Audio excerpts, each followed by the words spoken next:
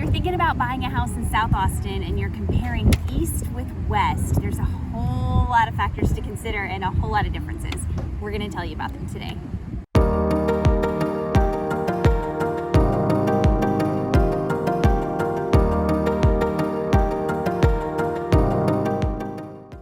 All right, so lots of different people define South Austin in different ways. For our purposes, we're going to use 290, the Highway 290, as kind of our border point. So everything under 290 is what I'm talking about when I say South Austin. And as far as dividing east from west, we're going to use I-35 as our division point between east and west, which is our major highway that runs north through south, so it makes a lot of sense. But it also makes sense because the landscape on the two sides of 35 are vastly different. I-35 actually sits on top of an old fault line. It's not active now, so we're not really worried about that. But it has impacted the structure of the land. So anything west of 35, generally speaking, is going to typically have more hills, more trees. It's going to be like a rockier terrain. That's the hill country, Central Texas.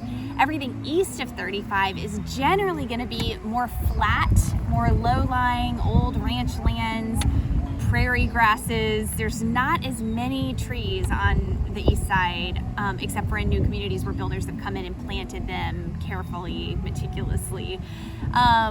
Exception to that, if you go out into the rural areas, once in a while you'll find like a big grove of beautiful oaks, especially when you get near rivers.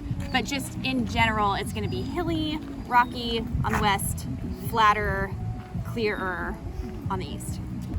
Okay, and so those differences in the topography of the area and the landscape also lend themselves to differences in the property values. So just generally speaking, the west side of 35 tends to be more expensive land and the east side tends to be a lower price per square foot on average. We've made videos about this before and given exact property values, and I'm not going to do that again now because it changes so fast that it gets dated right away.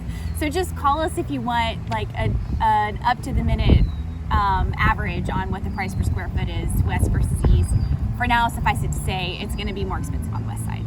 Okay, so now let's talk about the feeling of the neighborhoods on the west side versus the east side. My best advice to you is to go drive those areas so you get a feel for it for yourself, because sometimes it's hard to adequately describe things and you just feel it when you drive it. But I will do my best right now because that's why you're watching this video. So on the west side, your neighborhoods are going to be more established. So you're going to have bigger trees, you're going to have older homes, I'd say starting like mid-century up until the 90s probably. There really aren't many new builds in Southwest Austin. New construction that it's gone in is more like condos because of the value of the land. So for the most part, you're gonna have larger lots, you're gonna have big trees, you're gonna have sidewalks, you're gonna have like less cookie cutter homes. You're gonna have, in South Austin, you're gonna have a lot of personality. This is the area that has given Austin its Keep Austin Weird motto. So you might have like really fun colored hardy plank outside. You might have like lots of banners in the yard. You might have metal structures. I know of a metal T-Rex. I know of a giant spider in South Austin. A lot of really fun, quirky personality on the west side. The east side, because it has been just long rural land without a whole lot of development, everything on that side, for the most part, is newer. So what's happened on that side as it is exploding is that developers have come in and bought up big parcels of land and put in master plan communities like Goodnight Ranch, Easton Park. What else is out there? Bradshaw Crossing. There's a whole lot of new stuff going in. And so that tends to be a little bit more uniform, more HOAs on that side. It's beautiful. The properties are well maintained, they're well built, they're newer. There are trails, but they're more likely to be like concrete trails versus like single track biking trails through the woods. So both sides are really beautiful. I just say in general, those are differences. And then on the east side, there also is a lot of land that is still undeveloped, that's still pretty rural. There are places where you can buy acreage and put a mobile home on it or build on your own. And again, the land is going to be less expensive the further out you get on that side. Okay, let's talk about infrastructure too. So because I told you that the west side has been established for longer, there is more infrastructure in place on the west side right now. There is a second north-south highway on the west side called Mopac, or Loop 1 on the map. There are a ton of grocery stores, tons of shopping. There's a giant Hill Country Galleria if you go way west. So there's already medical out there. There's a whole lot in place on the west side. East side is slowly changing. Tesla went in on the east side, actually out further toward Del Valley, but that has impacted everything around it. There still is not a big grocery store on the east side. This is big controversy. There are rumors that H-E-B, our big grocery chain, has purchased land. Actually, I don't think it's a rumor. I think they've actually purchased land in southeast Austin, but haven't started building on it yet. So I think that's going to go in at some point. But there's still a desperate need for more on the east side. We do have a toll road now that goes north-south east of 35. That's 130. In some places it's 45. That will help shoot you up north-south on that side.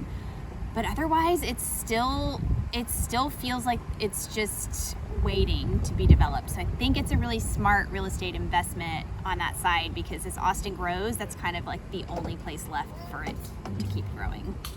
If you are an outdoor lover and you're looking for park space or just outdoor living, you are not going to go wrong anywhere in South Austin. It is like the place for outdoor living. On the west side, you've got tons of greenbelt trails just built in through and in the neighborhood. So a lot of the neighborhoods actually have access to greenbelt hiking like within the neighborhood, which is super cool.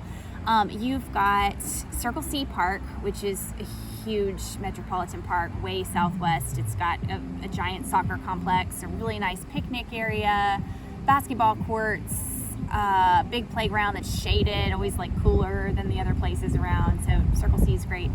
You've got Dick Nichols Park, which has this really famous dolphin that our kids love to push. Well, they don't love it as much anymore. They're a little old, I guess. They used to love pushing this button and the water would shoot out of the dolphin's mouth, and it's like a good way to cool off when it's a bazillion degrees in central Texas.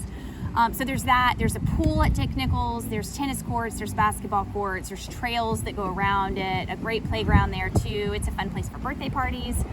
That's amazing. And then there's Mary Moore Seawright, which it might be the biggest park in South Austin. It's just like a massive amount of green space. And there is a playground in there. There are tons of trails in there.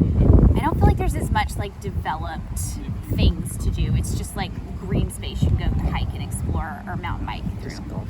Oh yeah, there's disc golf at Mary Moore Seawright too. On the east side, the biggest thing is McKinney Falls State Park, which is beautiful. You can go camping there, or you can just come in for like the day to hang out.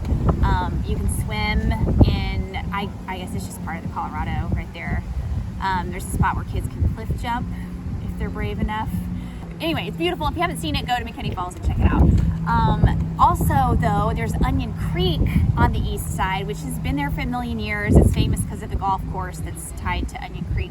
But it's growing and expanding because the developers of Goodnight Ranch are wanting to connect Goodnight Ranch into the Onion Creek Park District to make like a massive park district on that side, which is going to be amazing. So either way, there's tons of opportunity to get out, get your vitamin D, have fun, get your kids some exercise, run your dog around in the park in South Austin. All right, quick word about schools and then we'll wrap it up. When you're looking at public schools on the west side versus the east side, historically speaking, the west side has had higher rated public schools. Particularly Southwest Austin has been like some of the highest rated AISD schools in the past. The pandemic has changed some of that, and the ratings on some of the schools have been shifting around because the ratings are tied to test scores and everything went crazy with the pandemic. So that may be changing some, but historically that's been like a hot spot for families looking for the highly rated schools. East side has historically been less so. But that's changing also as the demographics have shifted more people into the east side. Blazier Elementary is on the east side. It's one of the highest rated elementary schools in Austin. The middle school and the high schools over there are not yet improving as far as their ratings go, but anecdotally I hear they're getting better, and it makes sense to me that they'll probably continue to improve as the demographics keep changing. So it's spotty. If you want to know about a specific school, let us know. We'll help you research that. That's it for today. I'd love to hear your thoughts. If you have anything to add to what I've said, or if you think I got something wrong, I'd love to hear it. Any input is appreciated. Please like and subscribe to our YouTube channel, and have a great day.